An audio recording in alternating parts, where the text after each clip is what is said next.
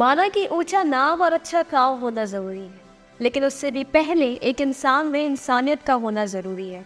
ज़रूरी है कि हम अपने साथ दूसरों का भी ख्याल रखें और जो इन सभी बातों को निभाए वही एक सच्चा और अच्छा लीडर कहलाए।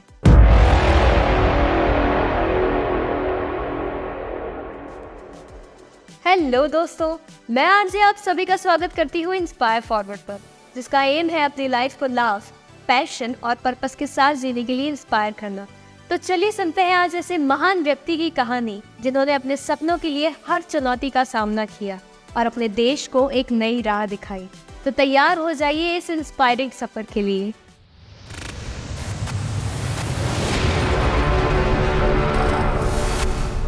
इमेजिन आप अपने शहर के एक आइकॉनिक होटल में हैं। एक शाम जो बहुत हसीन लगती है, लेकिन एक ही मिनट में सब कुछ बदल जाता है। टेररिस्ट अटैक कर देते हैं, आपके आसपास गन फायर होने लगती है और ताजमहल पैलेस होटल को टारगेट बनाया जाता है। एक ऐसा इंसान जो इस होटल का मालिक है, उसके दिमाग में सिर्फ एक ही बात होती है कि कैसे अपने लोगों को बचाया जाए, कैसे इन दर्द को कम किया जाए। अगर आप उसकी जगह होते तो क्या करते? क्या आप उस वक्त में उनके साथ खड़े रहते? ये मोमेंट था रतन टाटा का। आज हम उनके बारे में जानेंगे, लेकिन ये सिर्फ एक बिजनेसमैन की कहानी नहीं है। ये कहानी है एक लीडर के कैरेक्टर की, एक ऐसे इंसान की जो अपने सपनों और अपने लोगों के प्रति इतने कमिटेड थे कि उन्होंने सब कुछ रिस्क पे लगा दिया। 26/11 की टेरर अटैक ने पूरी मुंबई को हिलाकर रख दिया था और ताजमहल पैलेस होटल जो टाटा ग्रुप का हिस्सा था, उस पर एक बैटलफील्ड बन गया था। बहुत लोग उस होटल के अंदर फंस गए थे और उस वक्त रतन टाटा ने फैसला किया कि वो अपने हर एक एम्प्लॉय के साथ खुद मिलेंगे। ज़रा सोचिए, अगर आप सीईओ होते तो क्या आप अपने लोगों से मिलना ज़रूरी समझते? क्या आप उन लोगों के मुश्किल वक्त में उनके साथ खड़े होते? क्या आप एक ऐसे लीडर बन सकते थे जो उस वक्त उनका हाथ थाम सके? रतन टाटा ने अपने एम्प्लॉयज़ को सिर्फ कंपनसेशन ही नहीं दिया, बल्कि उनके इलाज का पूरा खर्चा भी उठाया। उन्होंने उनके बच्चों की पढ़ाई का पूरा जिम्मा लिया। उन्होंने साबित कर दिया कि असली लीडरशिप सिर्फ प्रॉफिट्स और बिजनेस डिसीजंस तक ही सीमित नहीं होती है, बल्कि अपने लोगों के प्रति गहरा फर्ज और जिम्मेदारी भी होती है। सोचिए, अगर आप उस जगह होते तो क्या आप इतने बड़े डिसीजंस ले पाते? क्या आप अपने लोगों के साथ खड़े रहते? रतन टाटा की लाइफ सिर्फ बिजनेस और लीडरशिप तक ही सीमित नहीं है।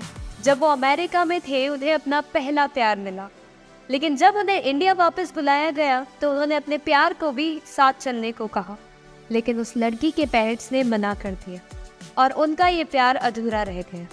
आज तक रतन टाटा ने शादी नहीं की और ये दिखाता है कि वो अपने प्यार और अपने जज्बातों के प्रति कितने लॉयल थे। उन्होंने अपनी पर्सनल लाइफ में सेक्रीफाइस करके अपना पूरा फोकस सिर्फ अपने देश और अपने सपनों के प्रति लगा दिया। इंडिया वापस आने के बाद रतन टाटा ने टाटा ग्रुप्स ज्वाइन किया, लेकिन क्या वो चेयरमैन बनकर आए? बिल्कुल नहीं। उन्होंने टाटा स्टील के शॉप फ्लोर पर काम किया, एक आम वर्कर की तरह। सोचिए, अगर आपके पास अपनी कंपनी की एक टॉप पोजीशन लेने का ऑप्शन हो और आप एक आम वर्कर की तरह काम कर रहे हो ग्राउंड लेवल पर, क्योंकि आप लीडरशिप का असली मीनिंग समझना चाहते हैं। ये थी रतन टाटा की लीडरशिप स्टाइल। ग्राउंड लेवल से स्टार्ट करना, अपने लोगों के साथ काम करना।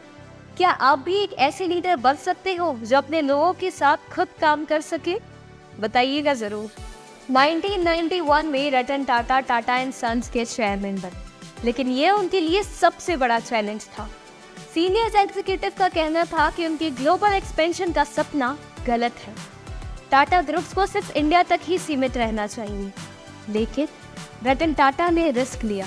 उन्होंने डिसाइड किया कि टाटा ग्रुप्स को ग्लोबल बनाना है। उन्होंने टेटले, कॉरस और जैगुआर लैंड रोवर जैसे बड़े ब्रांड्स को एक्वायर किया, लेकिन सबसे बड़ा रिस्क 2008 में लिया, जब उन्होंने जैगुआर लैंड रोवर को फाइनेंशियल क्राइसिस के टाइम खरीदा। सोचिए, अगर आप उस जगह होते तो क्या करते? अगर आपको पता है कि पूरी दुनिया फाइनेंशियल क्राइसिस से गुजर रही है, तब क्या आप इतना बड़ा डिसीजन लेते? लेकिन ये रिस्क रिवॉर्ड बन गया। जैगुआर लैंड रोवर ने कुछ ही सालों में रिकॉर्ड प्रॉफिट्स कमाने शुरू किए और टाटा ग्रुप्स दुनिया की टॉप ग्लोबल कंपनीज में शामिल हो गए। ये था उनका विजन, जिसने उनकी कंपनीज को टॉप ग्लोबल पोजीशन में ला खड़ा किया और पूरी दुनिया को गलत साबित कर दिया। लेकिन उनका सबसे बड़ा सपना था आम आदमी के लिए कुछ करना। टाटा नैनो का आइडिया तब आया जब उन्होंने एक फैमिली को स्कूटर पर स्ट्रगल करते हुए देखा। एक आदमी, उसकी वाइफ और उसका छोटा सा बच्चा। वो मोमेंट था जब उनके दिमाग में एक आइडिया आया कि क्यों ना एक ऐसी कार बनाई जाए जो हर एक आम आदमी अफोर्ड कर सके। दुनिया की सबसे सस्ती कार वो थी टाटा नैनो। पर यह दिखाता है कि लीडरशिप का असली मीनिंग होता है अपने लोगों के लिए कुछ मीनिंगफुल करना। हमें कमेंट करके ज़रूर बताइएगा, क्या आपने अपनी लाइफ में ऐसा कुछ किया है जिससे दूसरों की लाइफ आसान बन सके। आज रतन टाटा ने अपना सब कुछ देश के डेवलपमेंट पे लगा दिया। उन्होंने टाटा ट्रस्ट के जरिए हेल्थ, एजुकेशन और रूरल डेवलपमेंट में अपना पूरा योगदान दिया। उन्होंने सिर्फ एक कंपनी नहीं, एक लेगेसी बनाई। लेकिन अब एक सवाल सबके दिमाग में है कि टाटा ग्रुप्स का अगला चेयरमैन कौन होगा? कौन होगा जो रतन टाटा की प्लेस ले पाएगा? क्या कोई उनकी लीडरशिप स्टाइल को मैच कर पाएगा? आपको क्या लगता है? हमें कमेंट करके ज़रूर बताइएगा।